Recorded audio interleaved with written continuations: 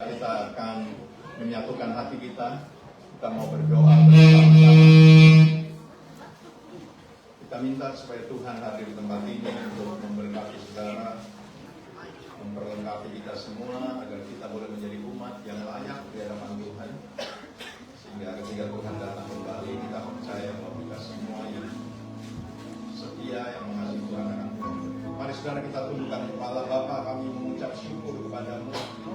Pagi yang indah ini Tuhan, pagi yang cerah, Engkau melihat setiap umat-Mu sudah hadir di dalam rumah Tuhan. Mari Tuhan, kami mohon biar Allah Roh Kudus menuntun kami, mempersiapkan hati pikiran kami untuk selalu fokus, untuk boleh menghormati hadirat Tuhan, sehingga ibadah yang kami jalankan Tuhan boleh menjadi ibadah yang berkenan di hati-Mu. Ampuni dosa, pelanggaran, perbuatan, tingkah laku, ucapan bibir kami, bahkan hati pikiran kami, bersihkan Tuhan dari segala hal yang jahat, supaya kami kudus di hadapan Tuhan. Dan seketika Tuhan berbicara, hati kami boleh menerima setiap firman yang Kau sampaikan Tuhan, karena kami sangat-sangat butuh firman-Mu. Firman-Mu itu adalah pelita bagi kami dan terang bagi jalan kami. Tidak ada di antara kami Tuhan yang berani berkata bahwa kami mampu menjalani hidup dengan kekuatan kami sendiri. Tapi kami percaya dengan segala kebenaran hati Tuhan. Kami perlu Tuhan. Kami perlu tuntunan-Mu Tuhan. Kami perlu firman-Mu supaya dalam kami menjalani hidup, kami tahu pasti bahwa kami berjalan bersama-sama dengan Tuhan. Sekalipun banyak persoalan yang kami hadapi, kami tidak pernah takut, karena Engkau selalu menyertai umat-Mu yang Kau kasihi. Terpujilah nama-Mu kekal sampai selama-lamanya.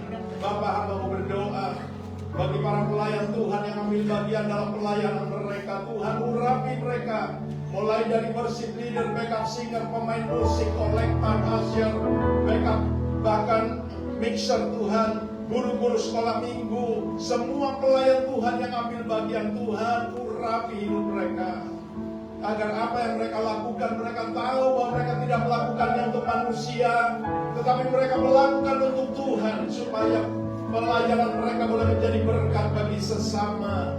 Terpujilah nama-Mu kekal sampai selama-lamanya. Hamba-Mu berdoa bagi guru-guru sekolah minggu. Tuhan, urapi mereka untuk mendidik, membimbing anak-anak ini sejak kecil untuk mengenal Tuhan. Takut akan Tuhan mulai hidup dalam hidup anak-anak ini. Hormat kepada orang tua, sehingga kebenaran firman Tuhan juga berlaku dalam hidup anak-anak ini. Bahwa umur mereka akan dipanjangkan, masa depan mereka akan menjadi masa depan yang penuh harapan. Terpujilah nama-Mu Tuhan kekal sampai selama-lamanya.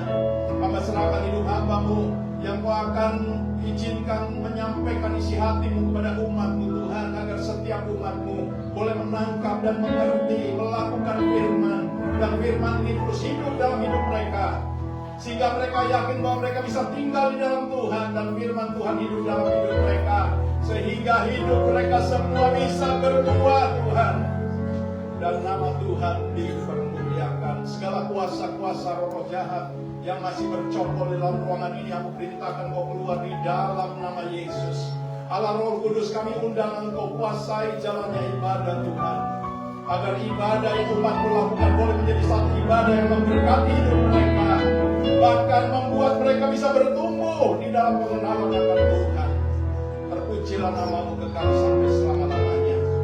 Kami akan memulai ibadah ini di dalam nama Tuhan Yesus, yang menjadi Tuhan dan Juru Selamat kami, dan semua kita yang akan diberkati Tuhan. Mari sama-sama katakan amin, amin, amin. Amin. Shalom Bapak Ibu Saudara sekalian. Shalom, welcome home. Selamat pagi semuanya. Ada sukacita di rumah Tuhan pagi hari ini, amin. Amin. Pagi hari ini saudara, saya mengajak kita semua menyembah Tuhan, amin. Kita mau memuji Dia, kita mau menaikkan ucapan syukur kita, amin. Kita mau bawa persembahan yang terbaik bagi Tuhan, amin. Haleluya, haleluya. Coba katakan kanan kiri saudara, saudara saya mau menyembah Tuhan, amin. Katakan kanan kiri saudara, saya mau menyembah Tuhan pagi hari ini. Dia luar biasa, haleluya, haleluya. Mari kita datang pada Tuhan, sebab karena anugerahnya kita ada hari ini, hanya karena kebaikannya kita ada hari ini. Kita kita mau naikkan dengan ucapan syukur, dengan segenap hati, dengan segenap pikiran kita, dengan segenap kekuatan. Kita mau sembah Dia. Haleluya.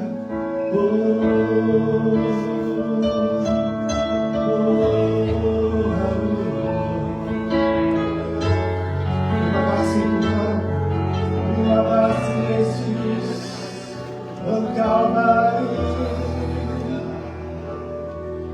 Haleluya. Terima kasih Yesus. Pujian dan syukur ku bawa padamu dengan rendah hati ku bersembah.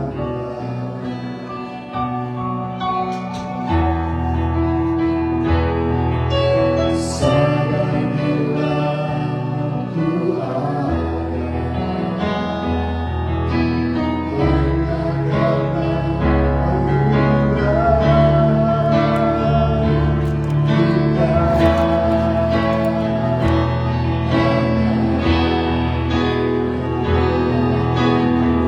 sekali katakan pujian dan syukurku.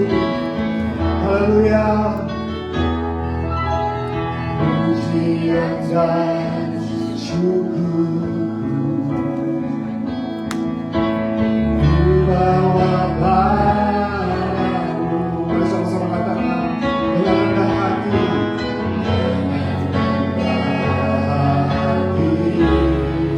Ku bersembah. Haleluya. Terima kasih Tuhan. Sadar bila ku ada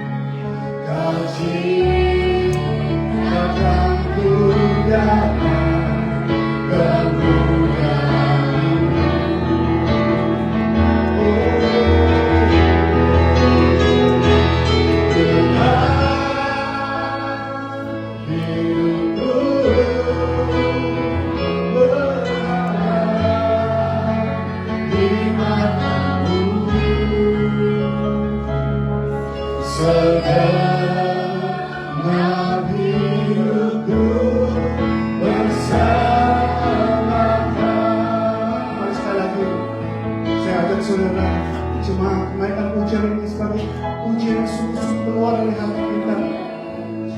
Katakan syukur terus. Ku bawa padamu. Haleluya. Dengan rendah hati ku bersembah. Terima kasih Tuhan. Sadar bila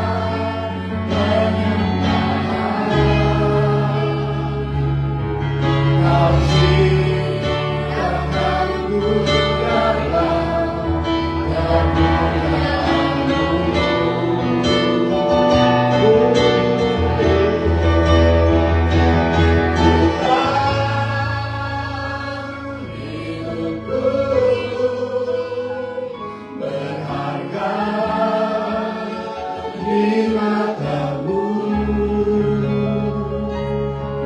segenap hidupku bersama Kau.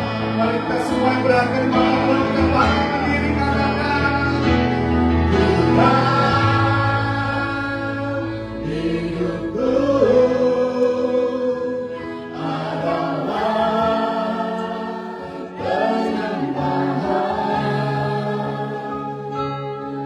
Kau ciptakan dalam kemuliaan-Mu.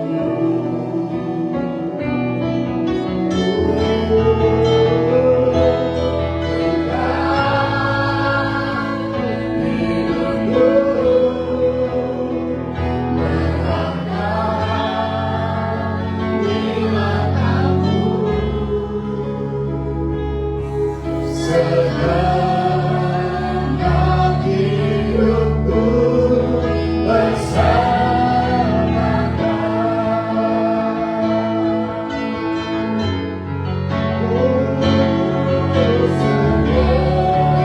Segenap hidupku bersama Kau. Berkatakan sama-sama segenap.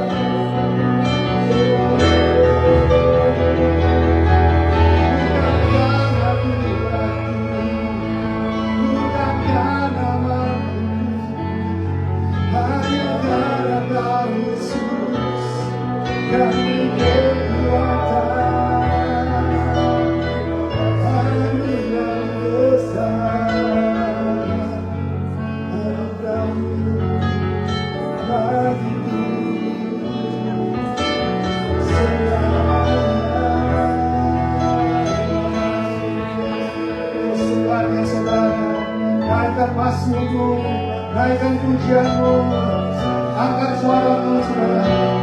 Tuhan nama Yesus, katakan terima kasih Yesus, terima kasih Bapa, terima kasih Roh Kudus. Oh haleluya, ya Allah Yesus, ya Allah. Ini pujian syukur kami Tuhan. Ya Allah, ya Allah, ya Allah, ya Allah, Yesus, ya Allah.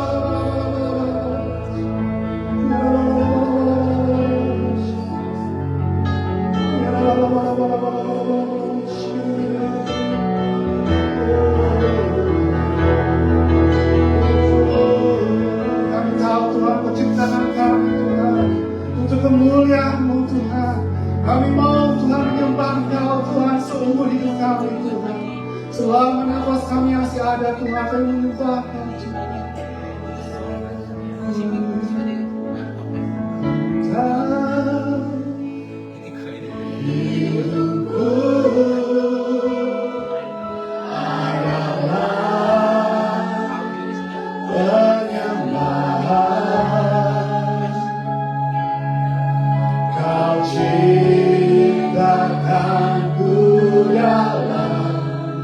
Kemuliaan-Mu.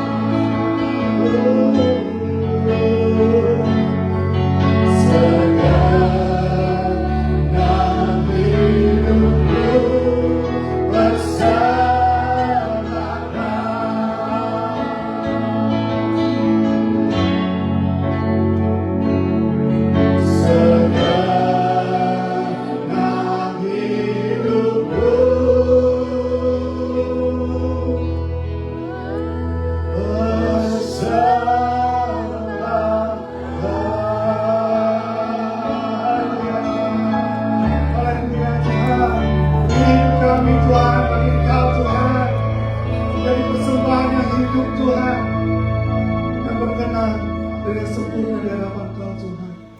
Terima kasih Tuhan. Terima kasih Tuhan, kami memuji Kau lebih lagi Tuhan, kami menyembah Kau lebih lagi Tuhan. Terima kasih Tuhan, di dalam nama Tuhan Yesus. Setiap kita yang siap untuk memuji Tuhan, menari buat Tuhan, mari katakan amin. Amin. Haleluya saudara, amin. Amin. Meskipun musuh ada di depan kita, di sebelah kiri kanan kita, kita percaya bahwa Tuhan ada bagi kita. Amin. Amin. Sudah memuji Tuhan dengan semangat hari ini.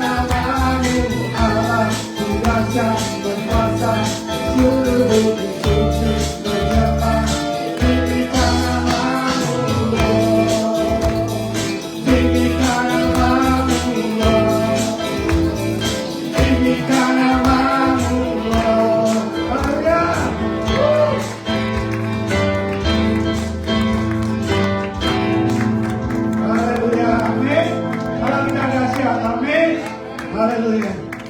Mari kita datang kepada Tuhan sekali lagi. Kita sembah Dia. Haleluya. Shalom, shalom.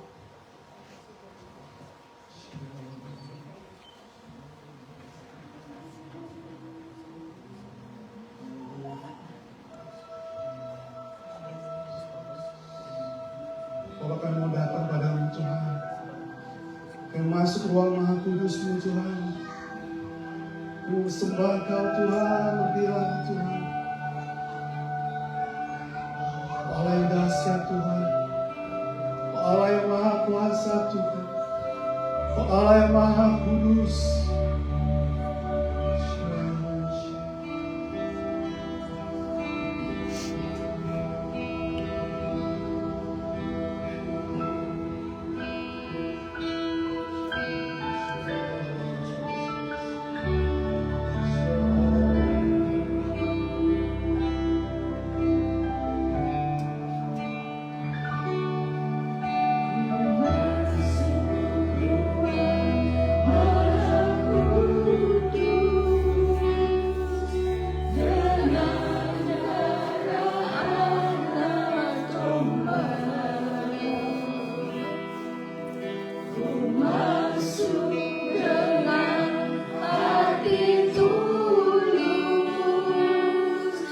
Menyembah Yang Maha Kuasa.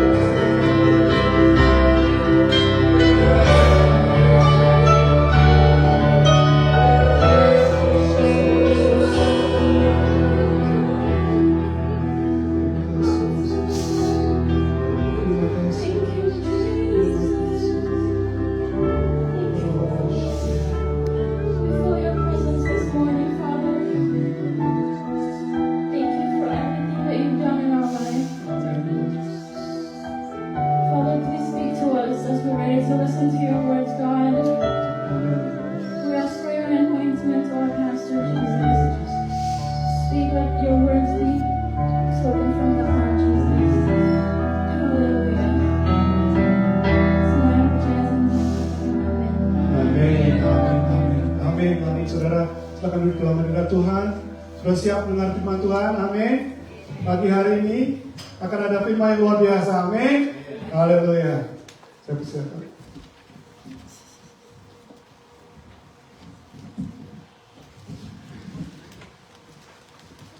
Offering time. Yes. Luar biasa. Pagi ini ada wajah-wajah baru. Amin. Ya. Amin. Welcome home. Oke. Pagi ini ya, saya kayaknya salah dress.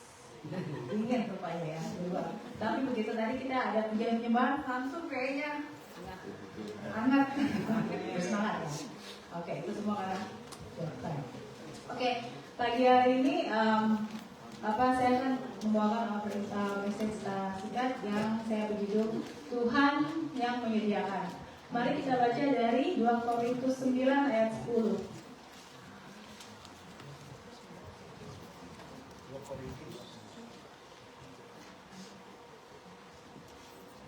Oke, kita baca. Ia yang menyediakan benih bagi penabur dan roti untuk dimakan. Ia juga yang akan menyediakan benih bagi kamu dan melipat gandakan dan menumbuhkan buah-buah kebenaranmu. Amin. Oke. Berapa banyak dari ibu-ibu di sini yang suka menanam? Ibu kita langsung tunjuk tangan. Oke. Saya percaya ibu di sini pasti suka bercocok tanam ya. Pasti begitu bercocok tanam kita apa yang kita perlukan, saudara? Bibit, benih bibit, baik. Benih yang bibit yang seperti apa yang kita cari, yang kita perlukan untuk menanam itu? Bagus, yang tua. Benar. Benih yang bagus, karena benih yang bagus itu akan selalu menghasilkan benih yang baik juga. Amin. Oke. Di sini dikatakan bahwa Paulus berkata pada jemaat yang di Korintus bahwa ia yang menyediakan benih bagi penabur dan roti untuk dimakan, dan dia juga akan melipat gandakannya. Oke. Bahwa kita harus sadari saudara semua bahwa apa yang kita terima, baik gaji, semua apa yang kita dapat dari pekerjaan itu adalah hanya titipan Tuhan pada kita. Amin. Jangan kita yang dipercayakan untuk mengelola itu, di mana ada sebagian kita sisihkan untuk menabur, untuk memberkati orang-orang di sekitar kita. Kemudian ada juga yang roti untuk dimakan. Roti untuk dimakan maksudnya apa? Roti untuk dimakan untuk keperluan kita, untuk keperluan keluarga kita. Di mana itu akan habis, saudara. Itu akan habis. Tetapi benih yang akan kita tabur itu apa yang akan terjadi? Apa yang dikatakan di sini? Bahwa Tuhan akan melipat gandakannya. Bahwa setiap yang kita tabur itu Tuhan akan melipat gandakannya dengan roti yang kita untuk makan dan benih yang untuk ditabur. Begitu terus berulang-ulang.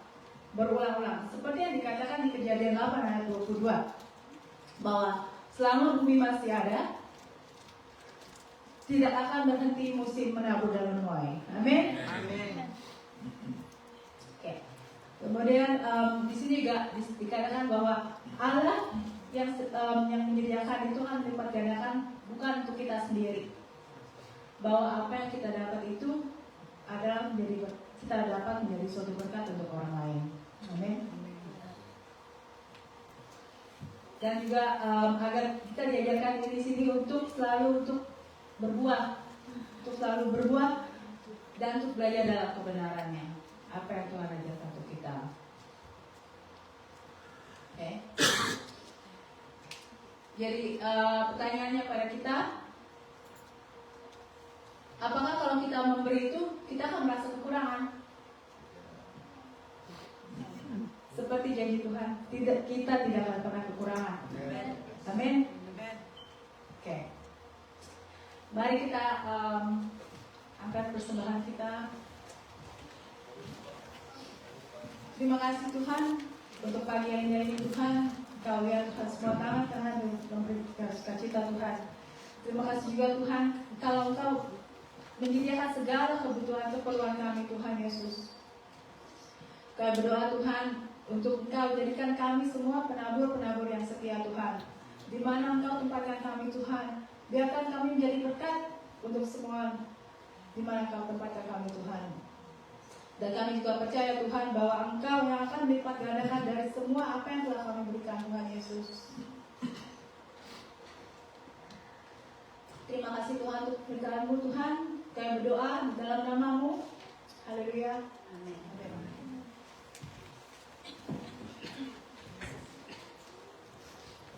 Sementara jalankan, kita akan membacakan beberapa pengumuman.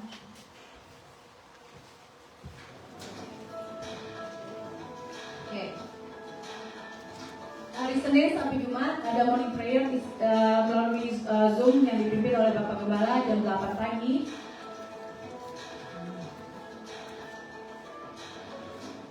Kemudian family altar.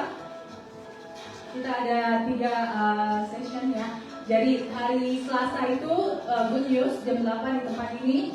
Kemudian hari Jumat itu ada untuk Golden Age and Next Generation jam 8 juga di tempat ini. Kemudian Sabtu pagi ada doa pagi dan di tempat ini.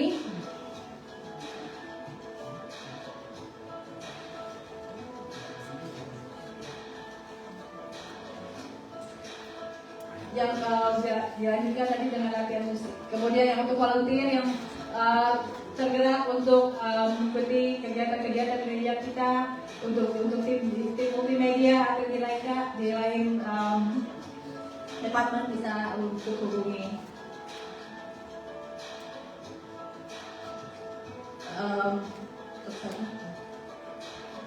Jam 9 kita juga ada di sisi Sunday School di tempat ini. Jam 9. Terima kasih. Satu lagi saya mau menyampaikan bahwa setiap yang jemaat di sini kita ada nomor jemaat. Jadi dihimbau kepada semua jemaat untuk menuliskan nomor di amplopnya. Nomor itu untuk apa, saudara? Nomor itu nanti pada akhir tahun apabila Bapak Ibu Saudara yang memerlukan bisa datang ke saya. Kita akan nge-print surat dari gereja berapa banyak yang Bapak sudah kontribusikan di gereja kita yang dapat dipakai untuk file reduction. Begitu. Jadi apabila ada yang memerlukan nomor tersebut bisa dapat langsung menghubungi saya. Terima kasih. Tuhan memberkati.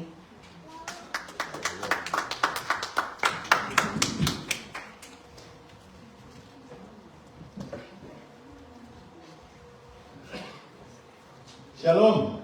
Shalom. Saudara lapar? Puji Tuhan. Saya percaya saudara semua lapar akan kebenaran firman.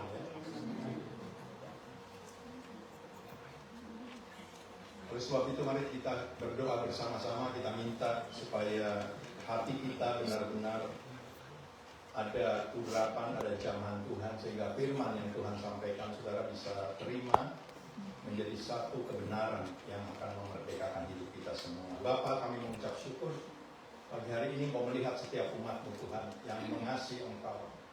Mereka datang ke tempat ini bukan sebagai satu rutinitas, tapi mereka sudah belajar banyak akan kebenaran firman-Mu, bahwa mereka sangat-sangat membutuhkan Tuhan dalam hidup mereka, rumah tangga mereka, pekerjaan, bisnis mereka, apa saja. Karena kalau mereka mengutamakan Tuhan, mengundang Tuhan di dalam segala aspek hidup mereka, mereka akan mengalami kebenaran firman bahwa berkat-berkat Tuhan tidak pernah habis dalam hidup mereka semua. Oleh sebab itu Tuhan, pagi hari ini kami sangat merindu untuk mendengar suara-Mu. Berbicaralah kepada kami karena kami mendengar. Urapi hamba-Mu yang Kau percayakan untuk menyampaikan isi hati-Mu, sehingga setiap umat Tuhan, kalau mereka tinggalkan tempat ini, mereka tidak akan pulang dengan tangan kosong. Tuhan, Kau sendiri berjanji bahwa Engkau akan memberikan kepada mereka apa yang mereka butuhkan, sehingga mereka benar-benar percaya bahwa Tuhan, Engkau ada, Engkau Allah yang setia, Engkau tidak pernah berdusta, dan setiap janji-Mu Engkau genapi dalam hidup mereka semua. terpujilah namamu kekal sampai selama-lamanya. Di dalam nama Tuhan Yesus, kami sudah berdoa dan mengucap syukur, dan semua kita yang akan diberkati Tuhan, mari sama-sama katakan, amin, amin. Puji nama Tuhan. Masih berbicara tentang ibadah. Pertanyaannya, kenapa ibadah begitu penting? Ada apa? Ya. Kalau firman Tuhan dalam Ibrani 10 ayat 25 berkata, janganlah engkau menjauhkan dirimu dari persekutuan ibadahmu. Kita perlu tanya, ada apa? Ya. Apa yang saudara bisa dapatkan kalau saudara terus datang kepada Tuhan? Tentunya bukan secara rutinitas, tapi saudara harus berjuang untuk mencari ya kebenaran ini. Ada apa? Bagaimana kalau seandainya saya tidak berdoa, seandainya saya tidak beribadah, saya tidak suka umpama baca firman, ya saya tidak suka umpama menolong orang dan lain sebagainya. Ada apa? Apakah saya akan rugi atau saya mungkin akan mendapatkan hal-hal yang tidak baik? Saudaraku, saya begitu yakin bahwa kenapa ibadah sangat penting di mata Tuhan. Oleh sebab itu firman Tuhan berkata, ya, di dalam Matius 7 ayat 21 saya akan baca sampai 24. Bukan setiap orang yang berseru kepadaku Tuhan, Tuhan akan masuk ke dalam kerajaan sorga, melainkan mereka yang melakukan kehendak Bapakku yang di sorga. Pada hari terakhir, kita ada di hari-hari terakhir, ya. Saya tidak takut-takutin, tapi saudara yakin dan percaya, kabar-kabar saudara sudah dengar. Dunia ini tidak semakin baik, tapi semakin jahat. Itulah sebabnya, kalau saudara bisa menangkap ini, saya begitu yakin bahwa ternyata benar ibadah itu begitu penting. Tadi dinyanyikan bahwa hidup saudara itu berharga loh di mata Tuhan. Ya jangan sampai kita tidak tahu. Ya, kenapa kok bisa berharga? Bagi saudara yang ikut Tuhan tahu. Kalau saudara berani berkata hidupku berharga karena dia sudah mau mati buat saudara dan saya. Dia tidak tunggu saudara ya berbuat baik, saudara baik dulu. Kita ini semua orang jahat. Tapi dia begitu mengasihi kita sehingga dia bayar itu semua hutang-hutang dosa kita, pelanggaran kita, kejahatan kita di atas kayu salib. Itulah sebabnya kita begitu yakin bahwa hidupku berharga. Nah, kalau hidup kita berharga, apa yang kita mau lakukan? Itulah sebabnya kita mengerti sekarang bahwa ibadah begitu penting. Saya teruskan. Jadi bukan orang yang berseru Tuhan, Tuhan, kita sering dengar banyak orang Kristen berseru Tuhan ini, Tuhan itu ini, dan lain sebagainya. Tapi apakah yakin bahwa mereka bisa masuk ke dalam kerajaan sorga kalau nanti Tuhan datang? Tetapi Tuhan mengingatkan kepada kita semua bahwa orang yang melakukan kehendak Bapakku yang di sorga, dialah yang akan berhak untuk masuk ke dalam kerajaan sorga pada hari terakhir. Dengarkan ini saudara. Jadi jangan sampai saudara disesatkan, ya kecewa, sakit hati karena saudara melihat loh, banyak pendeta berkhotbah begini begitu, tetapi kenyataannya saudara akan lihat bahwa ada orang-orang yang akan menyesatkan hidup kita. Pada hari terakhir banyak orang akan berseru kepada Tuhan. Dan saya percaya ini banyak sekali umat Tuhan yang tertarik dengan orang-orang yang punya karunia. Dengar baik-baik, karunia kesembuhan, karunia nubuat, kalau ngomong jadi. Tapi saudara jangan sampai terpengaruh. Saudara harus belajar kebenaran firman supaya saudara bisa membedakan. Ya, minta akal budi supaya saudara sebagai umat Tuhan, jemaat BCC di tempat ini punya akal budi untuk bisa membedakan mana yang menjadi kehendak Tuhan, mana yang bukan. Jadi jangan sampai terpengaruh. Pada hari terakhir banyak orang akan berseru kepadaku, Tuhan, Tuhan, bukankah kami bernubuat dari namamu dan mengusir setan dari namamu? Kalau ada orang yang punya karunia begini, saudara pasti tertarik semua. Apalagi kalau saudara minta didoakan untuk diberkati, usaha dan lain sebagainya, dan benar-benar nyata, saudara akan terus mencari orang ini, bukan mencari Tuhan.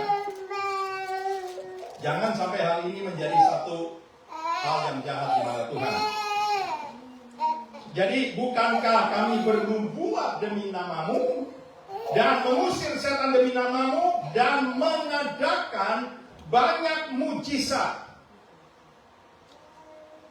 demi namamu juga. Perhatikan ini jawaban Tuhan. Ayat 23, pada waktu itulah aku akan berterus terang kepada mereka dan berkata, aku tidak pernah mengenal kamu.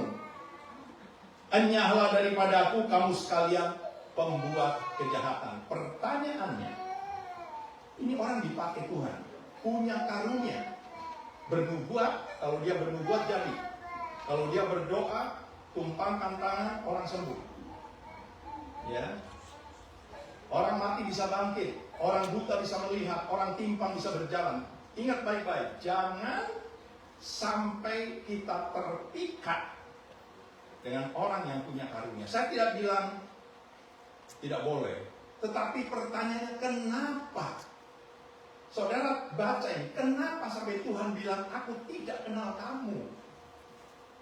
Ada apa? Ini yang perlu dipertanyakan dan saudara harus bisa mendapat jawaban supaya di dalam mengikut Tuhan saudara punya kebenaran yang akan menuntun hidup saudara untuk beribadah yang benar di hadapan Tuhan. Kita akan cari nanti apa yang sebabnya sampai Tuhan berkata, saya tidak mau jadi hamba Tuhan yang seperti ada di Alkitab, punya karunia, bisa bernubuat, menyembuhkan, tumpang tangan orang sembuh dan lain sebagainya. Tetapi pada saat dia datang, dia berkata, aku tidak kenal kamu. Kamu pembuat kejahatan. Kejahatan apa yang dia lakukan? Ini yang perlu menjadi pertanyaan. Makanya kalau kita tidak mau belajar firman dan bertanya kepada Tuhan, apa sebabnya engkau tidak mengenal orang ini Tuhan? Dia sudah melakukan banyak sekali mujizat pakai namamu Tuhan. Banyak orang ikut dia. Nanti kita akan tahu jawabannya supaya saudara punya dasar di dalam saudara mengikut Tuhan. Kenapa sampai ibadah begitu penting di dalam hidup kita semua? Saya akan ajak dulu saudara melihat dalam 2 Timotius 3. 2 Timotius 3 ayat 12. Saya akan baca terus sampai ayat 17. Perhatikan ini, ada beberapa kebenaran firman yang Tuhan singkapkan. Kenapa sampai Tuhan berkata kepada orang ini, aku tidak kenal engkau, menyala karena engkau pembuat kejahatan. Dalam 2 Timotius 3 ayat 12 sampai 17, perhatikan. Memang setiap orang yang mau hidup beribadah di dalam Kristus Yesus akan menderita aniaya. Sampai di sini saya mau tanya, selama saudara percaya Tuhan, selama saudara beribadah kepada Tuhan, selama saudara melayani Tuhan, perhatikan baik-baik ini perkataan, adakah saudara benar-benar mengalami aniaya? Aniaya tidak berarti harus dipukulin ya, tapi saudara merasa bahwa ada satu pengorbanan. Ya, contoh saja. Dulu kita pernah ibadah jam 6 pagi ya, jam 6 atau jam 7. Dan banyak orang tidak bisa, karena apa? Dia baru pulang kerja, ya malam atau subuh, dia kurang istirahat dan lain sebagainya. Badannya lemah. Tetapi ada orang yang berjuang, dia bisa hadir di dalam ibadah. Dari apa yang dia lakukan, kita tangkap bahwa dia mempersembahkan satu korban, di mana dia tidak perhitungkan hidupnya. Memang kurang tidur. Orang kalau kurang tidur lemes, ya mungkin kondisi badannya mulai menurun dan lain sebagainya. Tetapi orang ini punya satu iman yang dia punya dalam hidupnya. Tidak, aku harus beribadah kepada Tuhan, karena ibadah itu penting sekali di dalam hidupku. Dan dia lakukan. Dan setelah dia lakukan dan dia minta pertolongan Tuhan setiap minggu, walaupun dia kurang tidur, dia datang kepada Tuhan, beribadah, melakukan segala apa yang Tuhan perintahkan. Dia pulang, dia bisa tidur. Dan ternyata orang ini tidak pernah yang namanya lemah, tubuhnya sakit dan lain sebagainya. Karena apa? Karena ada kebenaran firman yang berkuasa untuk menjaga, memelihara hidupnya. Yang percaya katakan amin. Nah, jadi saudaraku, untuk mengikut Tuhan beribadah, pertama kita harus berani berkorban. Ya, korban waktu, tenaga, pikiran, rumah tangga, semua ditinggalin, kesibukan ditinggalkan.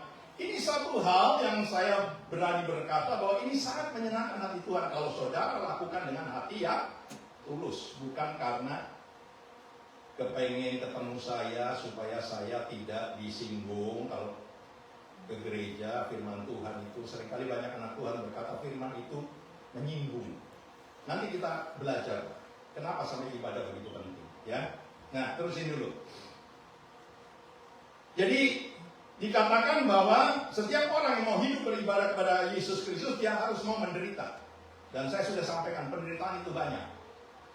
Ya, waktumu, tenagamu, semuanya kau harus tanggalkan itu dan kau mau terus utamakan Tuhan. Sedangkan orang jahat, ayat 13, sedangkan orang jahat dan penipu akan bertambah jahat. Mereka menyesatkan dan disesatkan. Tetapi hendaklah engkau tetap berpegang pada kebenaran yang telah engkau terima dan engkau yakinin dengan selalu mengingat orang yang telah mengajarkannya kepadamu. Ingatlah juga bahwa dari kecil engkau sudah mengenal kitab suci. Saya percaya orang tua yang percaya Tuhan, ikut Tuhan, melayani Tuhan, anak-anakmu dari kecil engkau sudah ajar. Makanya ada sekolah minggu di sini, guru-guru sekolah minggu, didik ini anak. Karena di firman Tuhan, waktu Tuhan ada di muka bumi, orang-orang melarang anak-anak datang kepada Tuhan. Tuhan bilang, biarkan anak-anak itu datang kepadaku karena mereka lah yang mempunyai kerajaan sorga. Jadi anak-anak ini terus dari sejak kecil mulai dididik untuk mengenal Tuhan. Saya percaya setiap orang tua akan berbahagia kalau anak-anakmu sejak kecil dididik untuk mengenal Tuhan, percaya Tuhan. Orang tua akan berbahagia karena waktunya nanti bertumbuh, dia akan bertumbuh di dalam takut akan Tuhan, hormat kepada orang tuanya, ada karakter Kristus yang terus hidup di dalam anak-anak ini. Jadi ayat 15 dikatakan, ingatlah juga bahwa dari kecil engkau sudah mengenal kitab suci yang dapat memberi hikmat kepadamu dan menuntut engkau kepada keselamatan oleh iman kepada Kristus Yesus. Segala tulisan yang diilhamkan Allah memang bermanfaat.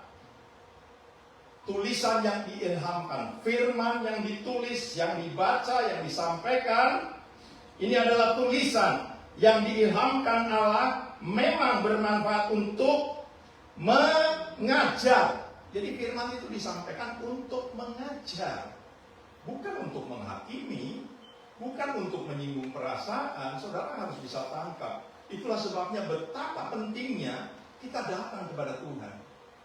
Karena Tuhan tahu kok semua apa yang ada di dalam hati dan pikiran saudara dan saya.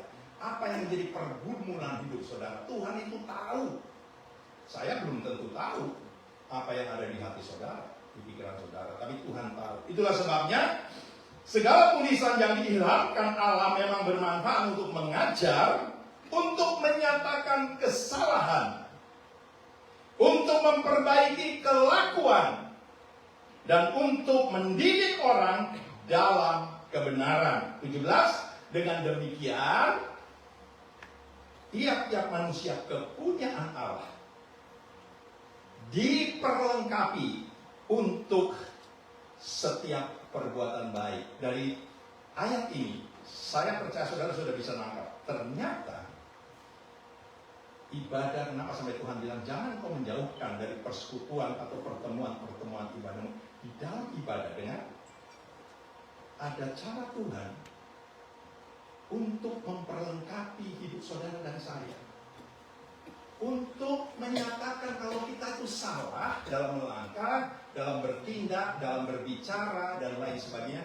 Di dalam persekutuan, di dalam setiap pertemuan-pertemuan ibadah, sekarang kita mulai menangkap bahwa itulah cara Tuhan untuk memperlengkapi hidup saudara menjadi umat pilihan, menjadi miliknya yang berharga di matanya. Jadi saudaraku, ibadah itu bukan hanya sebagai satu ibadah rutinitas karena saya orang Kristen, tapi kita tahu bahwa di dalam ibadah ada banyak hal yang Tuhan terus perlengkapi hidup saudara. Saudara tidak akan heran kalau saudara tahu ada seseorang yang dulu hidupnya mungkin jahat dan lain sebagainya. Ketika dia mau terima Tuhan, ketika dia mau mendengar firman, melakukan firman, berbulan-bulan mungkin belum ada perubahan, bertahun-tahun, lama-lama saudara melihat ini orang kok lain sekarang.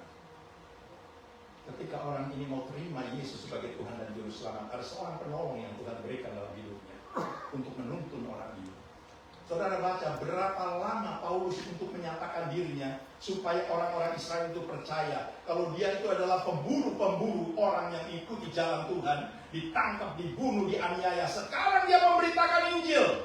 Orang bisa percaya tidak, perlu waktu. Firman Tuhan bilang 14 tahun. Dia terus melakukan itu sampai orang melihat apa? Buah dari perbuatannya. Makanya jangan sampai terlalu gampang untuk ya jatuh hati kepada seseorang oleh karena punya karunia. Saudara harus memiliki kebenaran, saudara harus memiliki hikmat, akal budi untuk bisa membedakan apakah benar ini orang dari Tuhan atau mungkin cuma pakai nama Tuhan. Nah, nanti kita akan tahu kejahatan apa sih yang Tuhan katakan sehingga Tuhan berkata, hanya dari hadapanku, aku tidak pernah kenal engkau karena engkau pembuat kejahatan. Satu hal dulu pertama, bahwa ibadah sangat berguna. Dalam ibadah, saya percaya kalau saudara baca firman, ada janji Tuhan. Pegang. Di dalam ibadah, ada janji Tuhan. Dan janjinya Tuhan jangan sampai saudara menangkap, oh pasti saya selamat. Bagaimana dengan saudara hidup dalam dunia? Saudara mau selamat, tetapi saudara menderita di sini, miskin, tidak punya ini, tidak punya apa-apa, ngutang sana, ngutang sini, mau nggak? Bukankah namanya Tuhan dipermalukan? Tuhan punya janji, janjinya Tuhan selama saudara hidup di sini, sampai saudara nanti tinggal bersama-sama dengan Tuhan. Itu janjinya Tuhan. Dan tidak ada anak-anak Tuhan yang mengandalkan Tuhan, yang mau ibadah sungguh-sungguh kepada Tuhan, hidupnya minta-minta roti. Tidak ada. Kalau ada, perlu kasih tanda tanya. Ada apa? Kita tidak perlu menghakimi. Kalau dia sadar, dia mau tanya, kenapa Tuhan saya begini? Dan kalau mereka mau berjuang, menanya, dan Tuhan pasti akan kasih jawaban. Pasti ada sesuatu. Dan kalau orang itu menyadari, oh iya kekurangan saya begini, kalau saya mau perbaiki, saya mau menyerahkan diri, saya mau minta ampun sama Tuhan, pemulihan Tuhan akan terjadi.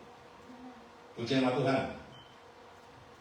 Jadi dari ayat yang kita baca, sekarang kita bertanya, kejahatan apa? Padahal ini orang dipakai Tuhan luar biasa loh. Ya.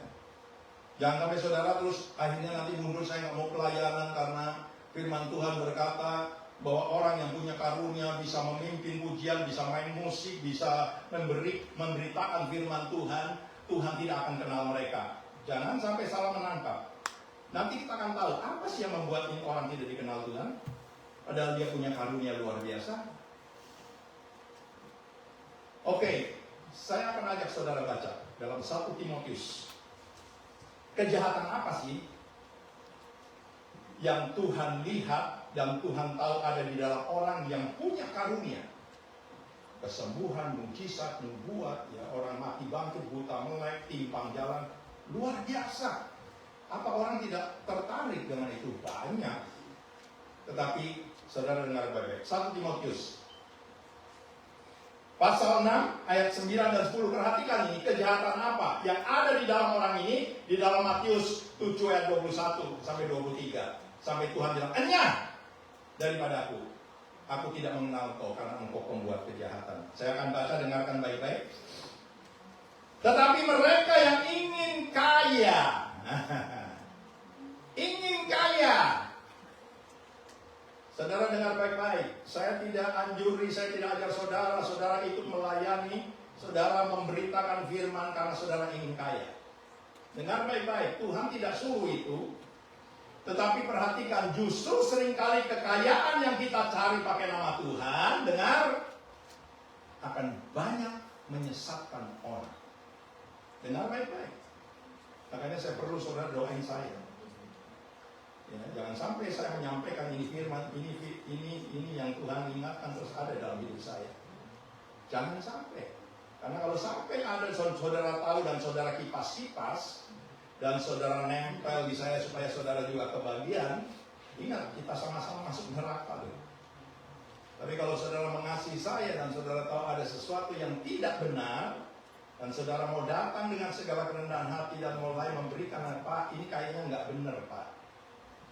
Karena saya tahu bukan karena pikiran saya berkata untuk menasihati Bapak, tapi ini firman ngomong. Orang yang ingin kaya, dengar? Tetapi mereka yang ingin kaya terjatuh di dalam apa? Ke dalam pencobaan, ke dalam jerat, dan ke dalam berbagai-bagai nafsu yang hampa dan yang mencelakakan, yang menenggelamkan manusia ke dalam keruntuhan dan kebinasaan. Kalau saya tanya, saudara pengen diberkati Tuhan nggak? Pengen semua. Saudara pengen kaya nggak? Pengen. Tapi harus halal, ya.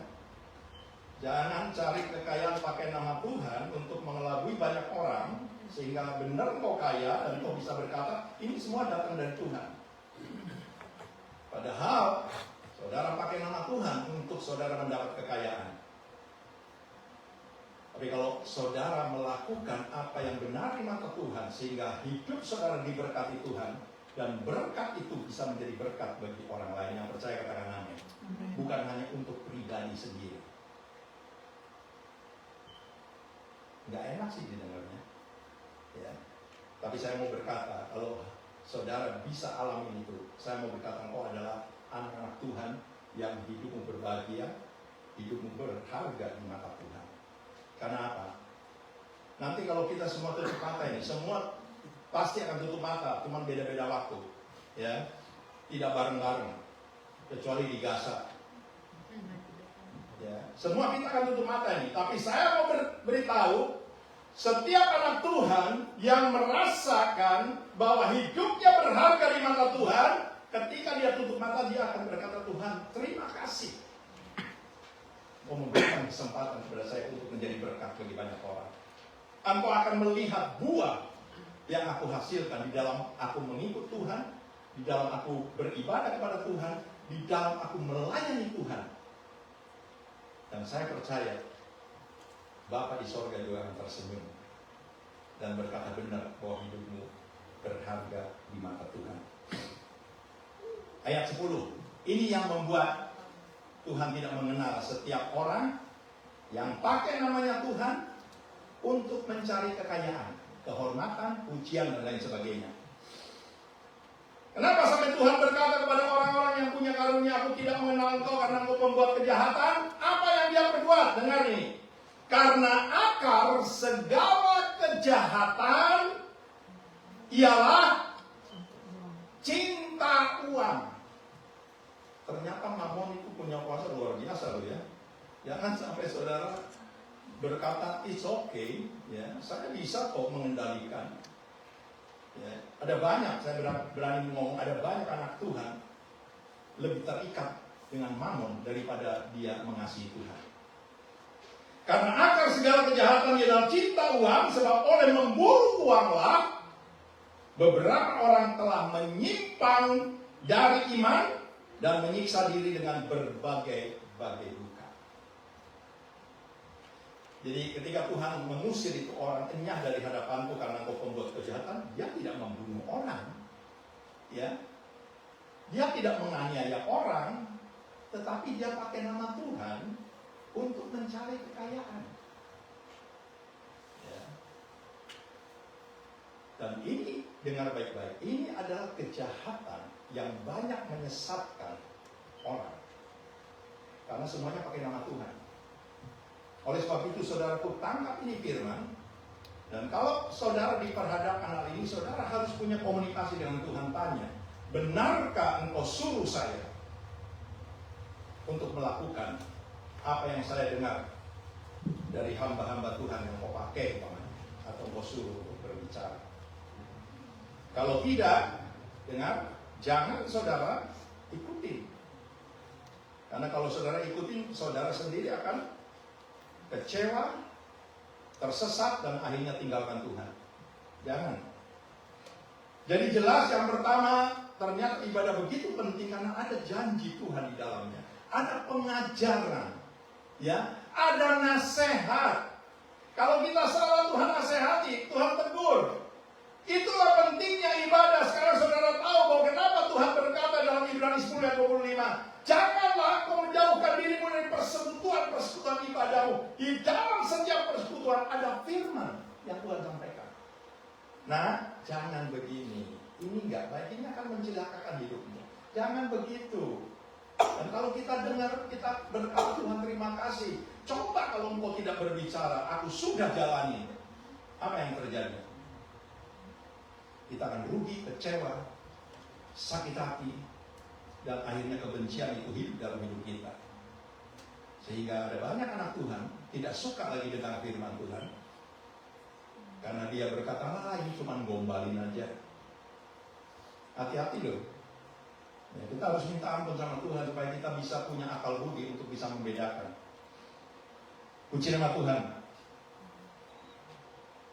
Kalau begitu, kita mulai menangkap bahwa tidak hanya begitu berguna ibadah untuk memperlengkapi hidup saudara, tetapi ibadah yang sejati ternyata bisa menghidupkan, menumbuhkan iman setiap orang percaya. Jadi gunanya ibadah itu luar biasa. Ya bukan karena kita percaya Tuhan, tetapi di dalam setiap ibadah, kemana Tuhan bilang, jangan kau jauhkan dirimu. Di dalam ibadah ada yang namanya pengajaran, ya nasihat, ya menyatakan hal yang salah. Kegunaannya untuk memperlengkapi saudara supaya saudara memiliki iman yang bertumbuh. Tidak hanya iman sebiji sesawi saja. Orang begitu terima Yesus, dia sudah punya iman. Yang namanya iman biji sesawi. Semua persoalannya dibereskan Tuhan. Gunung-gunung pencobaan, gunung-gunung sakit penyakit, masalah ekonomi, semua Tuhan bisa bereskan.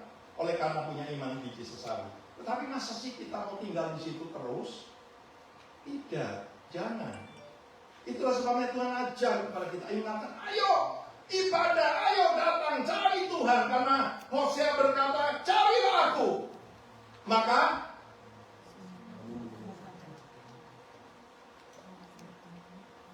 carilah Yakob, maka kamu dikasih makan di atas. Saudara harus bisa ingat apa yang Hosea katakan.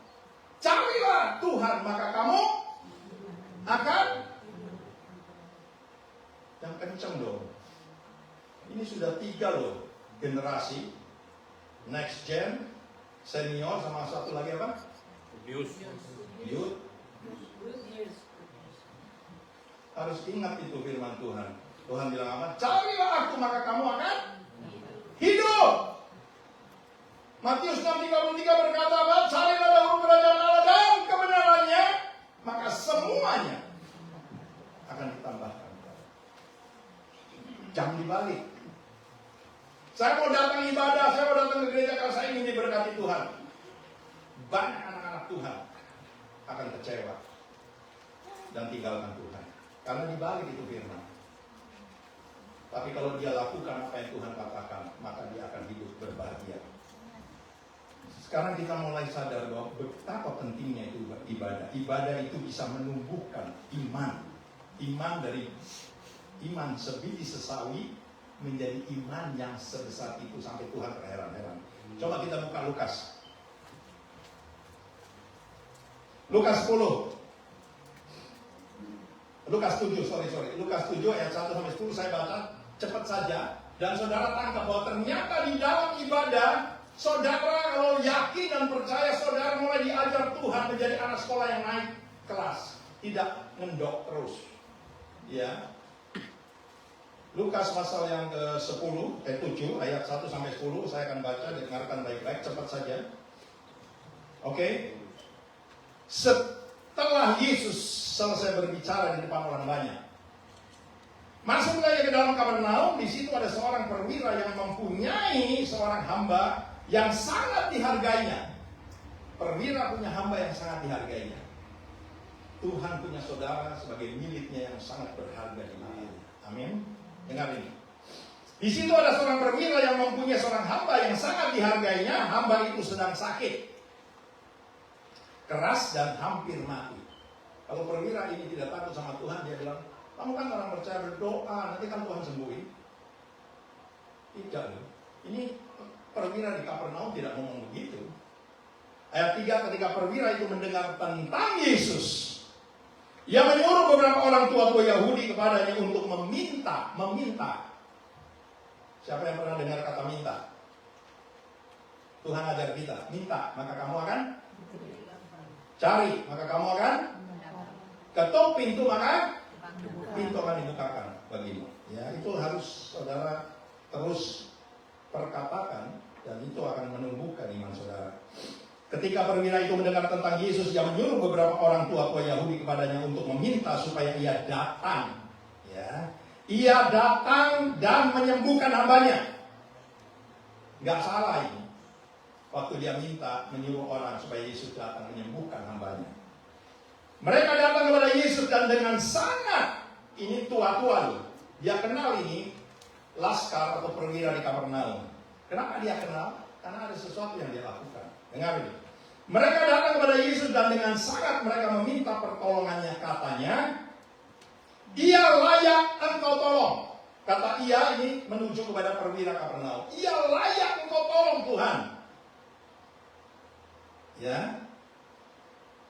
Apa yang menyebabkan sampai ini tua-tua berani berkata kepada Tuhan, Tuhan, dia layaklah engkau tolong.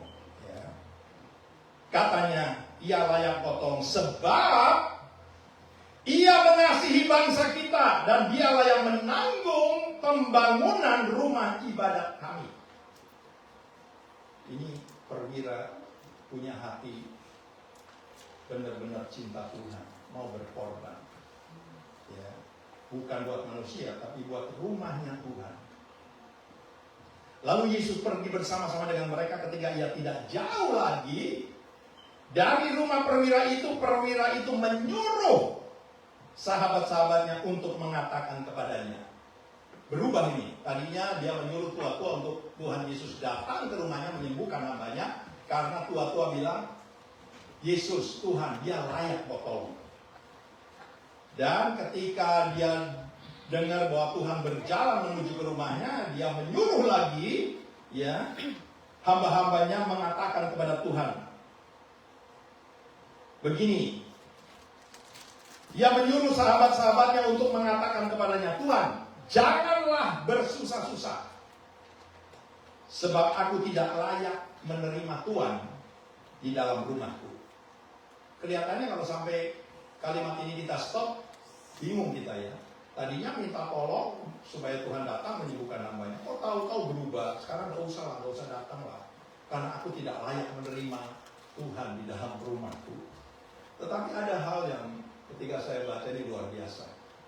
Ini bukan satu kesombongan, tetapi inilah yang dimaksud bahwa ibadah itu menumbuhkan iman percaya setiap orang yang tidak pernah mau menjauhkan diri dari persekutuan-persekutuan ibadah. Sebab itu aku juga menganggap diriku tidak layak untuk datang kepadamu.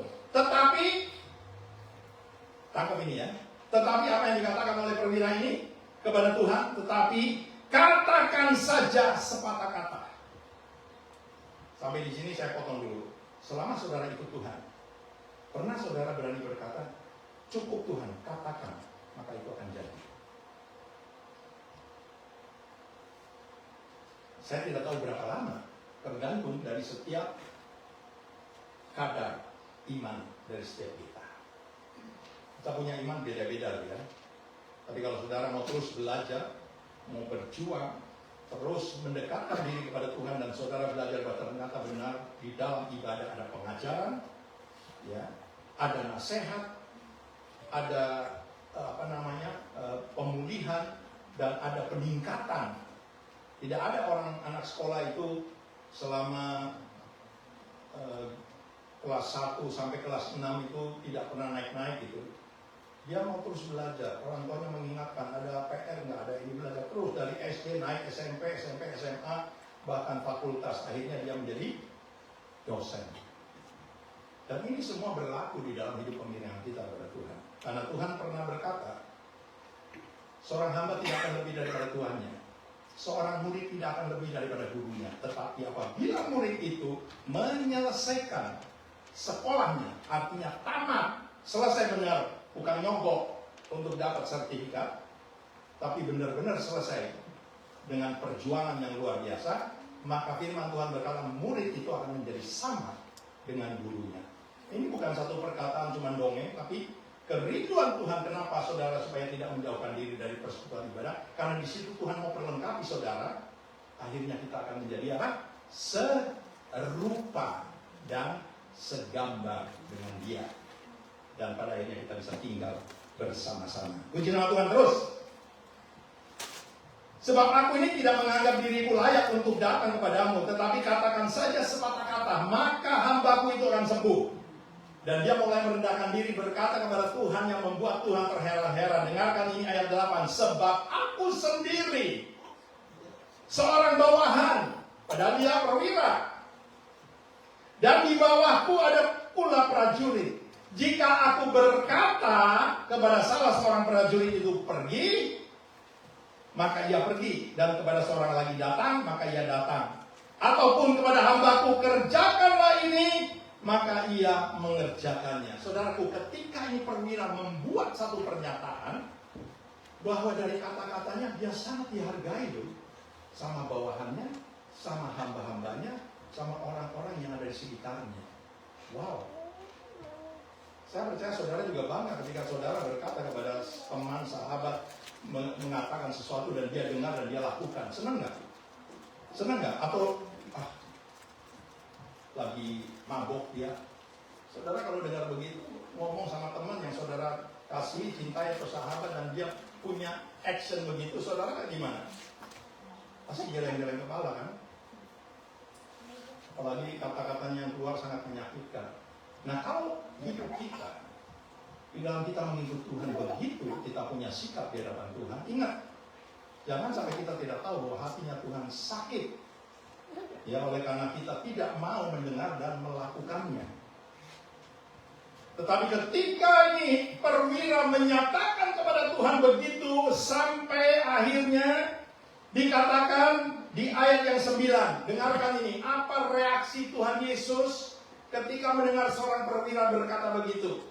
Setelah Yesus mendengar perkataan itu, ia heran akan dia, dan sambil berpaling pada orang banyak yang mengikuti dia, ia berkata, aku berkata kepadamu, iman sebesar ini tidak pernah aku jumpai. Wow. Saya berdoa supaya saudara punya iman sama. Cukup katakan saja. Saudara pulang dari tempat ini tidak pernah lupa apa yang Tuhan katakan. Ya, mungkin banyak kata-kata yang saudara dengar, tapi cukup satu hal yang saudara bisa tangkap, bahwa ternyata ibadah ada gunanya, ada janji Tuhan di dalam ibadah, bahwa Tuhan berjanji. Dan ibadah yang saudara kerjakan, janjinya Tuhan bukan hanya di sorga, tetapi ketika saudara ada di muka bumi.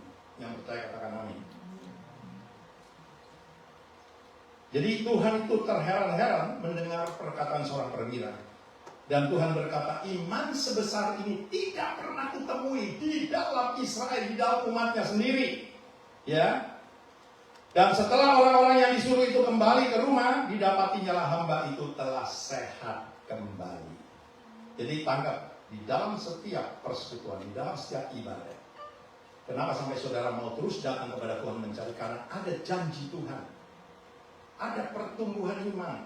Ketika ibadah, saudara datang dan saudara mendengar firman. Bukankah Roma 10 ayat 17 berkata, iman timbul dari pendengaran. Pendengaran akan firman Kristus. Jangan saudara senang dengar pendeta sedang ngelawak, saudara ketawa pulang, besok minggu ditanya firmannya apa? Gak tahu tuh, pokoknya lucu deh. Yuk datang yuk, lucu. Saya sedih sebetulnya melihat anak-anak Tuhan senang yang lucu, tapi imannya juga tidak bertumbuh. Hanya suka iman biji sesali. Ya, kalau dia punya masalah dia mau datang sama Tuhan. Begitu masalahnya selesai dia bilang baik. Tapi saya berdoa supaya saudara benar-benar di dalam setiap ibadah, saudara sebelum saudara datang ke rumah Tuhan, saudara sudah berdoa. Saudara tanya, apa Tuhan yang kau akan berikan kepada kami? Apa yang kau akan sampaikan? Berikan kepada kami hikmat.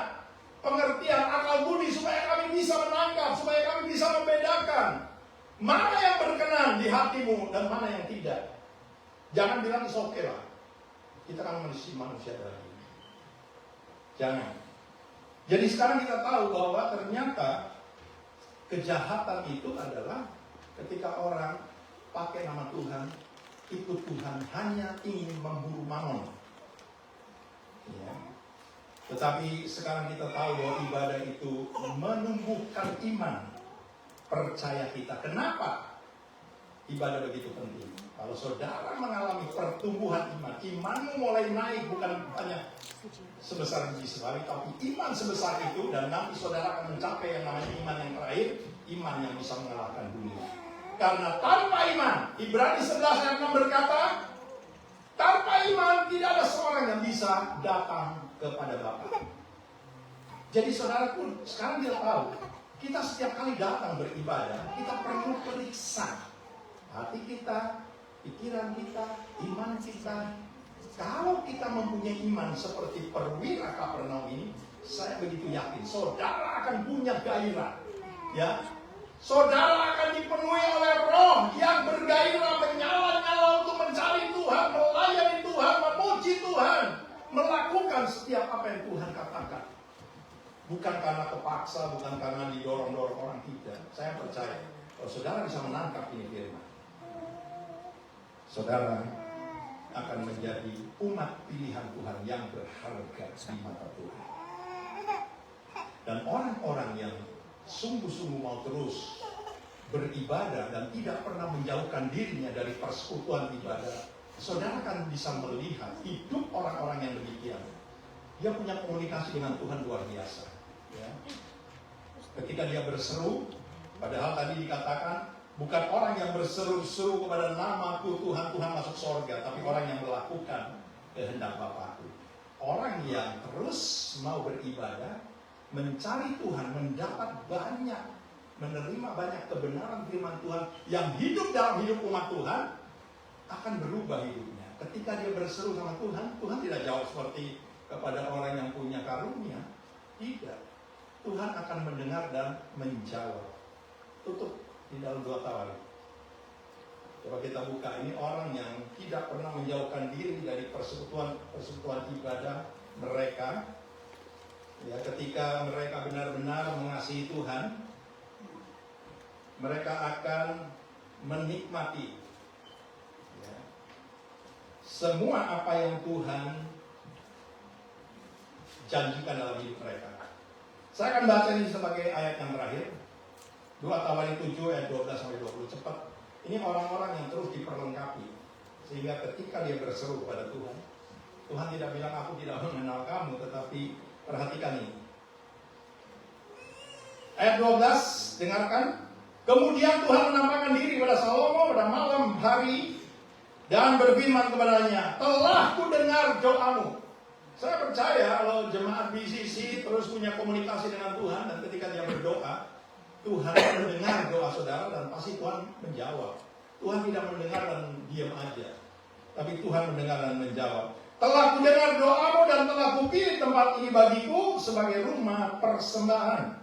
Bila mana aku menutup langit sehingga tidak ada hujan, dan bila mana aku menyuruh belalang memakan habis hasil bumi, dan bila mana aku melepaskan penyakit sampar di antara umatku, dan umatku, perhatikan ini, orang yang terus mau mencari Tuhan dan beribadah, dan umatku yang atasnya namaku disebut, merendahkan diri, berdoa dan mencari wajahku, lalu berbalik dari jalan-jalannya yang jahat, maka aku akan mendengar dari sorga dan mengampuni dosa mereka, serta memulihkan negeri mereka. Sekarang mataku terbuka dan telingaku menaruh perhatian kepada doa dari tempat ini. Sekarang telah kupilih dan kukuduskan rumah itu, supaya namaku tinggal di situ untuk selama-lamanya. Dan kalau saudara percaya, setiap saudara datang ke tempat ini, Tuhan itu ada. Apalagi kalau saudara jauh-jauh hari sudah mempersiapkan hatimu, pikiranmu. Tuhan, aku mau berjumpa dengan Tuhan. Aku ingin mendapat sesuatu. Jadi setiap saudara datang beribadah kepada Tuhan, saudara tidak pernah akan pulang dengan tangan kosong. ada sesuatu yang saudara bawa. Dan itu menjadi satu kesaksian bagi kemuliaan namanya Tuhan. Mataku dan hatiku akan ada di situ sepanjang masa, mengenai engkau jika engkau hidup di hadapanku, sama seperti Daud ayahmu, dan berbuat sesuatu dengan segala yang kuperintahkan kepadamu. Dan jika engkau tetap mengikuti segala ketetapan dan peraturanku, maka aku akan meneguhkan. Kalau saudara punya usaha, saudara bekerja, ya, punya apa saja, ini janji Tuhan. Itu tidak pernah akan hilang. Karena Tuhan meneguhkan bahwa itu semua berkat yang saudara terima oleh karena saudara setia, saudara taat, saudara mau melakukan perintah Tuhan dan mau mencari Tuhan di dalam segala situasi. Maka aku akan meneguhkan tahta kerajaanmu sesuai dengan perjanjian yang telah kuikat dengan Daud ayahmu, dengan berkata, takkan terputus keturunanmu yang memerintah atas Israel. Tetapi jika kamu ini berbalik dan meninggalkan segala ketetapan dan perintahku yang telah kuberikan kepadamu, dan pergi beribadah kepada Allah lain dan sujud menyembah kepadanya, maka aku akan mencabut kamu dari tanahku yang telah kuberikan kepadamu, dan rumah ini yang telah kukuduskan bagi namamu akan kubuang dari hadapanku, dan akan kujadikan kiasan dan sindiran di antara segala bangsa. Sampai di sini saudara tangkap bahwa ibadah benar-benar sangat penting. Kalau Tuhan berkata jangan engkau menjauhkan dari persekutuan ibadah. Di dalam ibadah ada banyak hal. Kita tidak pernah tahu kok apa yang Tuhan siapkan bagi hidup saudara, rumah tangga saudara, bisnis saudara, pekerjaan saudara, kesehatan saudara. Saudara harus bisa tangkap. Bukankah Tuhan berjanji akan memberikan umur panjang kepada saudara ketika roh takut akan Tuhan hidup dalam hidup saudara dan saya. Mari kita mau bangkit berdiri.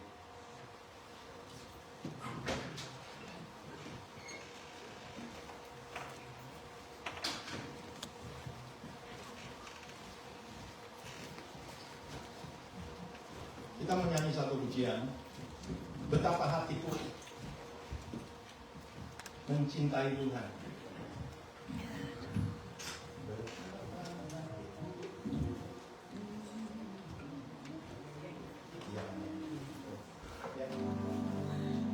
Lagunya disiapkan. Hanya itu Tuhan. Ya. Kalau saudara mempersembahkan hidupmu sebagai satu persembahan yang hidup kudus dan yang berkenan, itu merupakan ibadah yang Tuhan suka. Ya. Haleluya. Sama-sama nyanyikan lagu ini.